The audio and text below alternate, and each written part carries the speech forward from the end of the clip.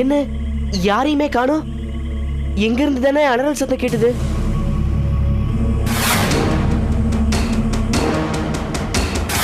யாரு யார் இங்க இருக்கீங்க? உங்களுக்கு என்ன ஆபத்து? ஐயோ உயிர் போகுது, யாராவது வாங்களே, காப்பாத்துங்க. ஐயோ வாங்க, சீக்கிரம் வாங்க. ஐயோ பயமா இருக்கு, வாங்க காப்பாத்துங்க. என்ன அலறல் சத்தம் இப்ப அந்த பக்கமா கேக்குது? ஐயோ யாராவது வாங்களே. ஐயோ காப்பாத்துங்க, காப்பாத்துங்க, வாங்க வாங்க வாங்க.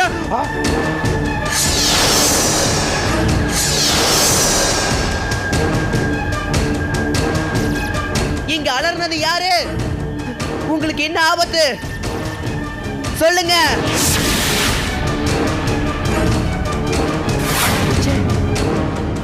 எங்கேயும் யாரையுமே காணுமே. ஐயோ காப்பாத்துங்க, காப்பாத்துங்க, வாங்க, உடனே வாங்க, சீக்கிரம் வாங்க. ஐயோ யாராவது வாங்களே. மூளைக்கு மூளை அலறல் சத்தம் கேக்குது, ஆனா போய் பார்க்கறப்போ யாரையும் காணோம். அப்போ யாரோ நம்மளை அலக்கழிக்கிறாங்க. அப்படின்னா இது அந்த ரத்த காட்டுறீங்களோட வேலையாக தான் இருக்கும். எதுக்கும் ஊடுருவி பார்ப்போம்.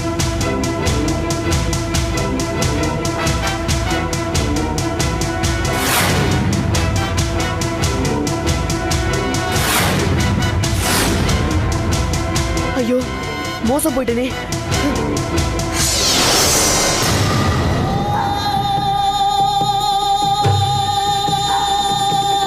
நல்ல விருந்து.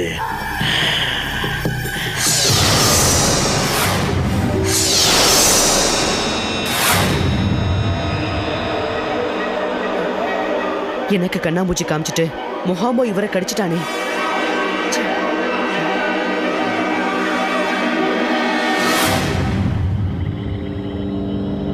என்ன இது புதுசா ஏதோ கயத்தாடு இருக்கிற மாதிரி ஒரு தடயம். ஒருவேளை இதுவும் அந்த காட்டேரியோட வேலையா இருக்குமோ?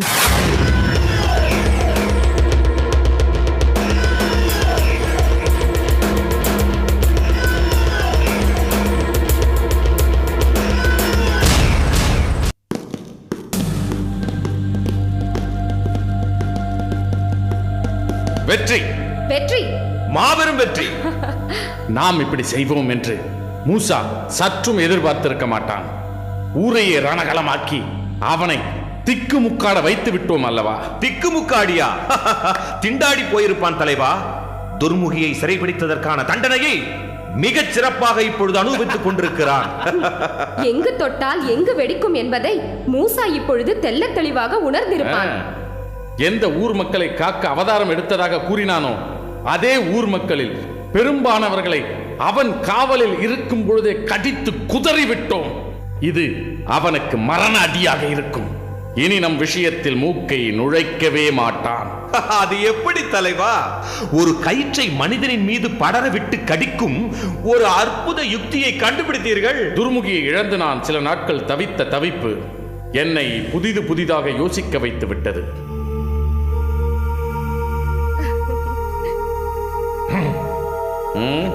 இந்த சந்திரபிம்பத்தை சங்கடப்படுத்திய பொடியன் மூசாவை அலைக்கழித்து அழிக்க வேண்டும்.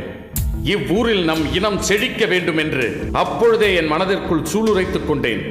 அதன் துவக்கம்தான் எனது புது யுக்தியும் நமது வெறியாட்டமும். எப்படியோ துர்முகியை மூசா சிறைபிடித்தது கூட எல்லாம் ஒரு நன்மைக்கே தான் தலைவா. நம் இனம் வளர தன்னை வருத்திக் கொண்ட தியாகி துர்முகி.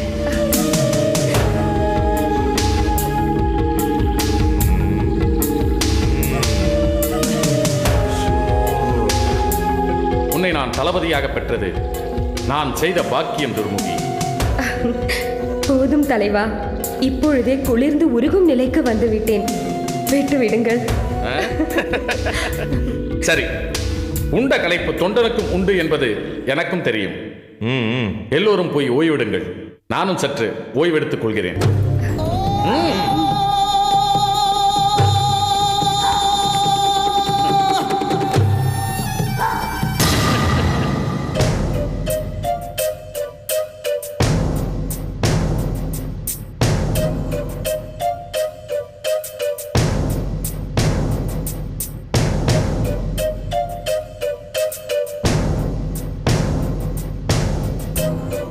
அப்புறம் என்னாச்சு மூசா? நானும் என்னமோ ஏதோ ஒன்று சத்தம் கேட்ட திசையை நோக்கி ஓடுனேன். காட்டேரிங்க அங்க யாரையாவது பிடிச்சி கடிச்சிக்கிட்டு இருந்துச்சா? காட்டேரிங்க மனுஷங்களை வசியப்படுத்தி அவங்களோட ரத்தத்தை குடிக்கும். அதனால மனுஷங்க மயக்கத்துல தானா முன் வந்து தன்னோட உடம்ப கொடுப்பாங்க. அப்போ யாருமே அலற மாட்டாங்க. இந்த விஷயம் என்னோட ஞாபகத்துக்கு கொஞ்சம் தாமதமா தான் வந்துச்சு.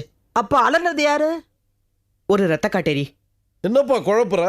ரத்த காட்டேரி இதுக்காக அலறணும்? என்னோட கவனத்தை திசை திருப்பதான். மனுஷங்களை கடிக்கிறப்ப ஊர் காவல்ல இருக்கிறன்னா எங்க தடுத்துருவனோன்னு பயந்த காட்டேரி இனத்தலைவன் முகாம்போ மற்ற காட்டேரிகளை ஏவி விட்டு அங்கங்க அப்பாவி ஜனங்களை போல அலற விட்டுருக்கான். அதை உணராதன்னா அலறல் சத்தம் வந்த அந்த பக்கமெல்லாம் ஓடி போய் பார்த்தேன். ஆனா நான் பார்த்த எந்த இடத்துலயும் எந்த மனுஷனும் இல்ல. அப்பதான் எனக்கு சந்தேகம் வந்துச்சு. ஊடுருவி பார்க்கிற சக்தியால ஊடுருவி பார்த்தேன். என்ன பல இடங்கள்ல சுத்தல்ல விட்ட முகாம்போ ஒரு இடத்துல வெளியே கட்டில படுத்துட்டு இருந்த ஒருத்தரை கடிச்சு ரத்தம் குடிச்சிட்டு இருந்தான். அட தந்திரத்துக்கு பிறந்த ரத்த காட்டேரி அது இப்படி கூட பண்ணுமா? பண்ணிருச்சே பாட்டி. நீ உடனே அங்க போயிருக்க வேண்டியதானே மூசா? போனேன்பா.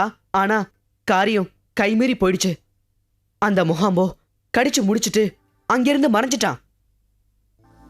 இதுல இன்னொரு முக்கியமான விஷயம் என்னன்னா, கடிப்பட்டவரோட தோல்ல வழக்கமான பற்கடியோட சேர்த்து அவன் கழுத்துல கயிறால இருக்கிற மாதிரி இன்னொரு தடயமும் இருந்தது.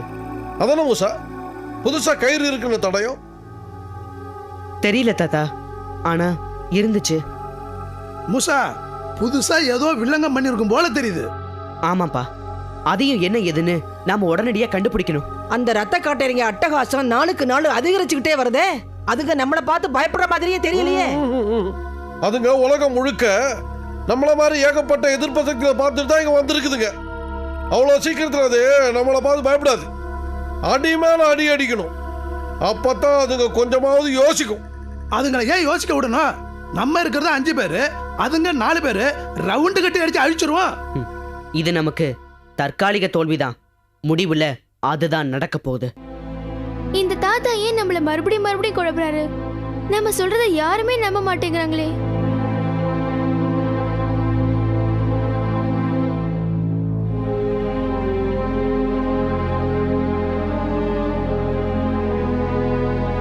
கௌரி, ஏமா இப்படி எல்லாம் நடந்துகிட்டு இருக்க? ஏன் என்ன எல்லாருமே இப்படி சந்தேகப்படுறீங்க? நான் இது வரைக்கும் உங்ககிட்ட எந்த விஷயத்துக்காவது போய் சொல்லிருக்கேனாமா? இல்ல உங்களை ஏமாத்திருக்கேனா? இல்லம்மா, இப்ப யாரும் உன்னை தப்பா நினைக்கல. அப்போ நான் சொல்றத ஒரு நிமிஷம் நம்புங்க. அங்க இருந்தது டாக்டர் இல்ல, என்ன கொல்றேன்னு சொன்ன அந்த தாத்தா. கௌரி, அந்த தாத்தா என்ன கடவுளா எல்லா இடத்துலயும் இருக்கிறதுக்கு? கண்டிப்பா கடவுள் இல்ல. அவர் ஒரு கௌரி, இங்கேயும் விளையாட்ட ஆரம்பிச்சிட்டியா? அவர் ஒரு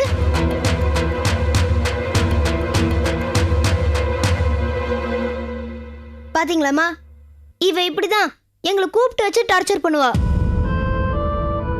இவ ஏதோ அந்த தாத்தாவை பத்தி பெருசா சொல்ற மாதிரி பில்டப் பண்ணுவாமா. ஆனா சவுண்டு வராம வெறும் உதட்ட மட்டும் அசைச்சிட்டு இப்ப கேட்டுச்சான்னு கேப்பா. இத பார்த்து பாலு பயங்கர டென்ஷன் ஆகி இவளை பிடிச்சு கண்ணா பின்னான்னு திட்டிடுவாமா. கௌரி, என்னம்மா இதெல்லாம்? அம்மா ப்ளீஸ், நான் சொல்றது கொஞ்சம் கேளுங்க.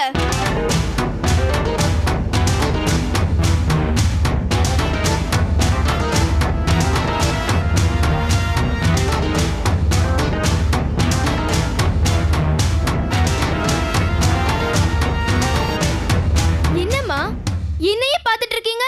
நீ சொல்றது எதுவுமே கேட்காதப்போ உன்னை பார்க்க தானே முடியும். டே கௌதம், நீ சும்மா விளையாடிட்டே இருக்க. நான் இப்பதானே அந்த தாத்தா யாருன்னு சொன்னேன். இப்ப இல்ல, நீ அப்ப இருந்ததானே சொல்லிட்டு இருக்க.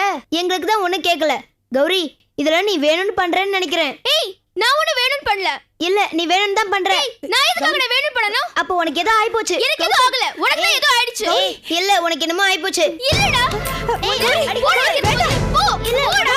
போ சொல்றேன். போடா, முதல்ல இங்க இருந்து போ. அம்மா, அம்மா, போ. கடவுளே, என் பொண்ணுக்கு என்ன ஆச்சு? அவ ஏன் இப்படி நடந்துக்கிறா? ஏன் எங்களுடைய நிம்மதி எப்படி எல்லாம் கெடுக்கிற? டாக்டர் என்ன சொன்னாருன்னு தெரியலையே. என்னமா இவர் டாக்டர் கூட பேசிக்கிட்டு இருக்காரு?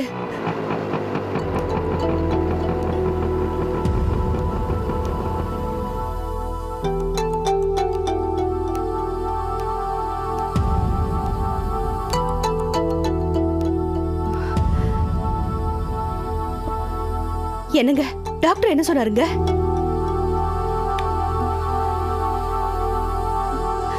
ஐயோ. என்னங்க ஏன் பேசாம இருக்கீங்க? சொல்லுங்க, டாக்டர் என்ன சொன்னாரு? கௌரி எங்க? கௌதம் கூட இருக்கா. அவளை இனிமே கொஞ்சம் ஜாக்கிரதையா பாத்துக்கணும் கனகு. என்னங்க பயமுறுத்துறீங்க? டாக்டர் என்ன சொன்னாருன்னு சொல்லுங்க. அவளுக்கு மென்டல் டிசார்டர் இருக்கும்னு டாக்டர் சந்தேகப்படுறாரு.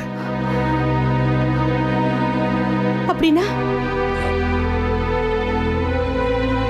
கௌரி கொஞ்சம் கொஞ்சமா பைத்தியமாயிட்டு வரான்னு சொல்றாரு. என்னங்க? ஐயோ கடவுளே, கௌரி! கத்தாத கத்தாத கத்தாத. கௌரிக்கு தெரிஞ்சா அவ உடஞ்சு போயிடுவா. இப்ப நீங்க சொல்றத கேட்ட உடனே நானே உடைஞ்சு போயிட்டேங்க. நான் மட்டும் என்ன கணக்கு, டாக்டர் வீட்ல இருந்து நடப்பணமா தான் திரும்பி வந்திருக்கேன். கொஞ்ச நாளா எந்த பிரச்சனையும் இல்லையேன்னு நான் நிம்மதியா இருந்தேங்க. மறுபடியும் பூதம் கிளம்பிடுச்சு. நாம சந்தோஷமா இருக்கிறது அந்த கடவுளுக்கே பொறுக்கலைங்க. நான் என்ன அப்படியேவா விட்டுருவேன்? இதை விட நல்ல நல்ல டாக்டர் கிட்ட எல்லாம் காட்டி நம்ம கௌரியை குணப்படுத்திடலாம் கணக்கு. இல்லைங்க, இப்ப கூட அந்த தாத்தான்னு ஏதோ சொல்ல வராங்க. ஆனா அவ சொல்றது எதுவும் வார்த்தையா எனக்கு கேட்கலைங்க.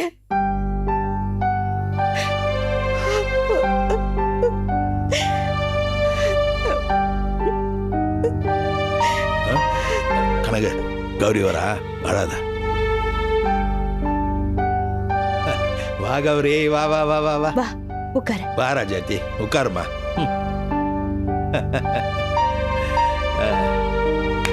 அம்மா கௌரி, டாக்டரை பார்த்து அவர் அந்த தாத்தான்னு கத்தினிய, அந்த தாத்தா யாருமா? அவர் எப்படி இருப்பாரு? எங்க இருக்காரு? அப்பா, நான் அந்த தாத்தாவை பத்தி எது சொன்னாலும் உங்களுக்கு அது கேட்காது.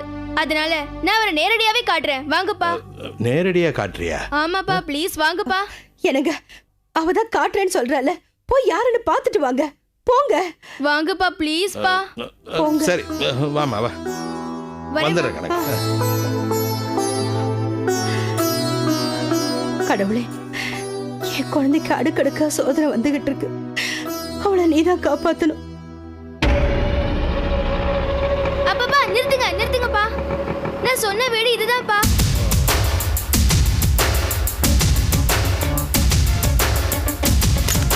வாங்கப்பா உள்ள போலாம்.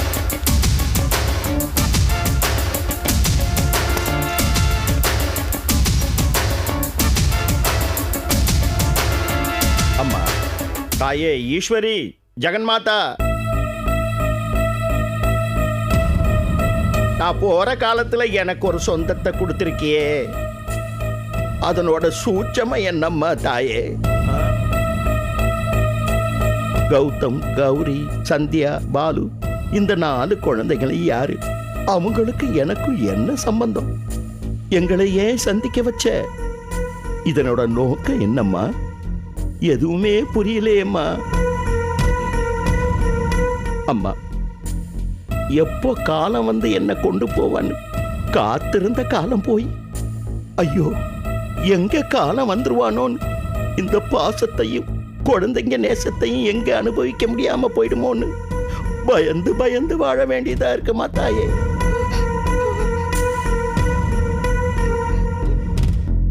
எது எப்படியோ அந்த 4 குழந்தைங்க மேல பாசம் வச்சிருக்கிறேன்னா, என் மேல பாசம் வச்சிருக்கிற அந்த 4 குழந்தைங்களோட இன்னும் கொஞ்ச நாளைக்கு வாழணும்னு ஆசைப்படுறம்மா.